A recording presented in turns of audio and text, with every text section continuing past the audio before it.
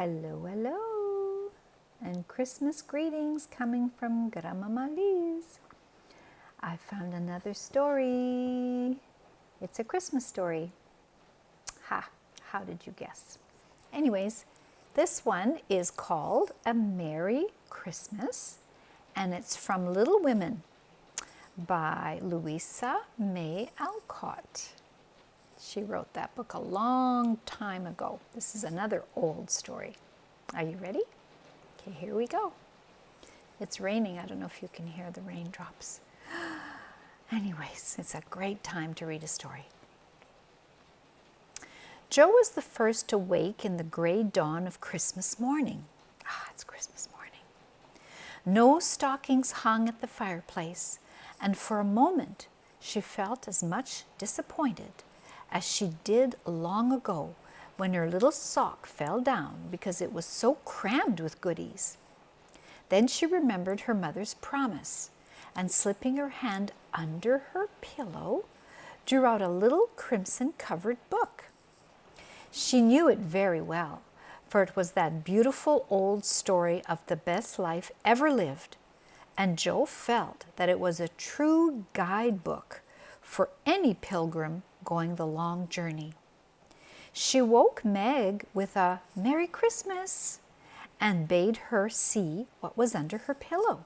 That's kind of neat, finding a gift under your pillow. A green-covered book appeared with the same picture inside and a few words written by their mother, which made their one present very precious in their eyes.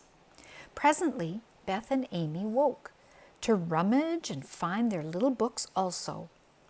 One dove-colored, the other blue, and all sat looking and talking about them, while the east grew rosy with the coming day. In spite of her small vanities, Margaret had a sweet and pious nature, which unconsciously influenced her sisters, especially Joe, who loved her very tenderly and obeyed her because her advice was so gently given. "Girls," said Meg, seriously, looking from the tumbled head beside her to the two little night-capped ones in the room beyond, "Mother wants us to read and love and mind these books, and we must begin at once. We used to be faithful about it, but since Father went away and all this war trouble unsettled us, we have neglected many things. You can do as you please, but I shall keep my book on the table here and read a little every morning as soon as I wake, for I know it will do me good and help me through the day." That's pretty good advice, isn't it? Then she opened her new book and began to read. Joe put her arm round her and, leaning cheek to cheek, read also, with the quiet expression so seldom seen on her restless face. "How good Meg is! Come, Amy, let's do as they do. I'll help you with the hard words, and they'll explain things if we don't understand," whispered Beth, very much impressed by the pretty books and her sister's example. "I'm glad mine is blue," said Amy, and then the rooms were very still while the pages were softly turned and the winter sunshine crept in to touch the bright heads and serious faces with a Christmas greeting. "Where is Mother?" asked Meg as she and Joe ran down to thank her for their gifts half an hour later. "Goodness only knows. Some poor creetur come a-begging, and your ma went straight off to see what was needed." "There never was such a woman for giving away victuals and drink, clothes and firing," replied Hannah, who had lived with the family since Meg was born, and was considered by them all more as a friend than a servant. "She will be back soon, I guess, so do your cakes and have everything ready," said Meg, looking over the presents, which were collected in a basket and kept under the sofa, ready to be produced at the proper time. "Why, where is Amy's bottle of cologne?" she added, as the little flask did not appear. "She took it out a minute ago and went off with it to put a ribbon on it or some such notion," replied Joe, dancing about the room to take the first stiffness off the new army slippers. "How nice my handkerchiefs look, don't they? Hannah washed and ironed them for me, and I marked them all myself," said Beth, looking proudly at the somewhat uneven letters which had cost her such labor. "Bless the child, she's gone and put Mother on them instead of M." "How funny," cried Joe, taking up one. "Isn't it right? I thought it was better to do it so because Meg's initials are M.M., and I don't want anyone to use them but Marmee," said Beth, looking troubled. "It's all right, dear, and a very pretty idea. Quite sensible, too, for no one can ever mistake now. It will please her very much, I know," said Meg, with a frown for Joe and a smile for Beth. "There's Mother. Hide the basket, quick!" cried Joe as the door slammed and steps sounded in the hall. Amy came in hastily and looked rather abashed when she saw her sisters all waiting for her. "Where have you been, and what are you hiding behind you?" asked Meg, surprised to see by her hood and cloak, that lazy Amy had been out so early. "Don't laugh at me, Joe. I didn't mean anyone should know till the time came. I only meant to change the little bottle for a big one, and I gave all my money to get it, and I'm truly trying not to be selfish anymore." As she spoke, Amy showed the handsome flask, which replaced the cheap one, and looked so earnest and humble in her little effort to forget herself that Meg hugged her on the spot, and Joe pronounced her a trump, while Beth ran to the window and picked her finest rose to ornament the stately bottle. "You see, I felt ashamed of my present after reading and talking about being good this morning, so I ran around the corner and changed it the minute I was up, and I'm so glad, for mine is the handsomest now." Another bang of the street door sent the basket under the sofa and the girls to the table eager for breakfast. "Merry Christmas, Marmee! Lots of them! Thank you for our books. We read some and mean to every day," they cried in chorus. "Merry Christmas, little daughters!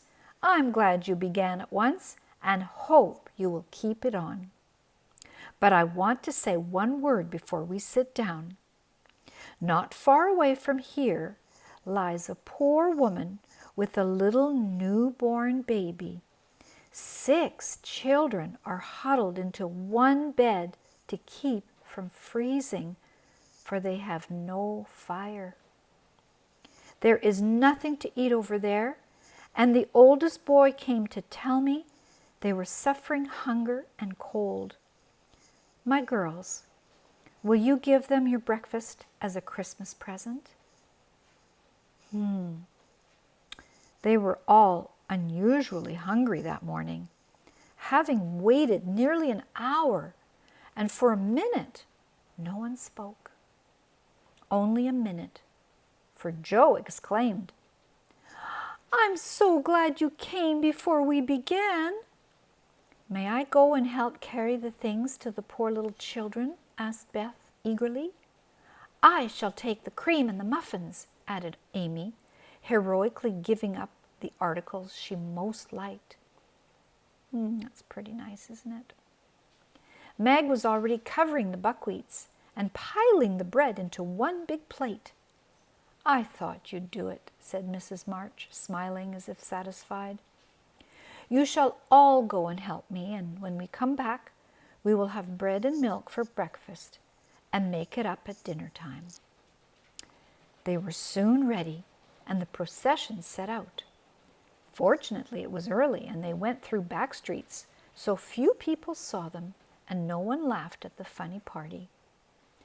A poor, bare, miserable room it was, with broken windows, no fire, ragged bedclothes, a sick mother, wailing baby, and a group of pale, hungry children cuddled under one old quilt, trying to keep warm. How the big eyes stared, and the blue lips smiled, and the girls went in. Ach, mein Gott, it is good angels come to us, cried the poor woman, crying for joy. Funny angels in hoods and mittens, said Joe, and set them laughing.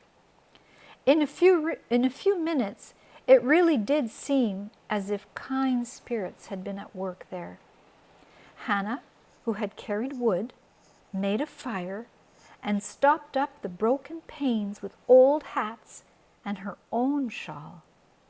Mrs. March gave the mother tea and gruel, and comforted her with promises of help, while she dressed the little baby as tenderly as if it had been her own. The girls, meantime, spread the table, set the children round the fire, and fed them like so many hungry birds, laughing, talking, and trying to understand their funny broken English. Das ist gut, der Engelkinder, cried the poor things as they ate, and warmed their purple hands at the comfortable blaze. The girls had never been called angel children before, and thought it was very agreeable, especially Joe, who had been considering a Sancho ever since she was born. That was a very happy breakfast, though they didn't get, sorry, I gotta change the page, though they didn't get any of it. Yeah, they didn't get any breakfast, did they? And when they went away, leaving comfort behind, I think there were not in all the city 4 merrier people than the hungry little girls who gave away their breakfasts and contented themselves with bread and milk on Christmas morning. That's loving our neighbor better than ourselves, and I like it, said Meg, as they set out their presents, while their mother was upstairs collecting clothes for the poor Hummels. Not a very splendid show, but there was a great deal of love done up in the few little bundles, and the tall vase of red roses, white chrysanthemums, and trailing vines, which stood in the middle, gave quite an elegant air to the table. She's coming! Strike up! Beth, open the door! Amy! 3 cheers for Marmee! Cried Joe, prancing about, while Meg went to conduct Mother to the seat of honor. Beth played her gayest march. Amy threw open the door, and Meg enacted escort with great dignity. Mrs. March was both surprised and touched, and smiled with her eyes full as she examined her presents and read the little notes which accompanied them. The slippers went on at once. A new handkerchief was slipped into her pocket, well scented with Amy's cologne.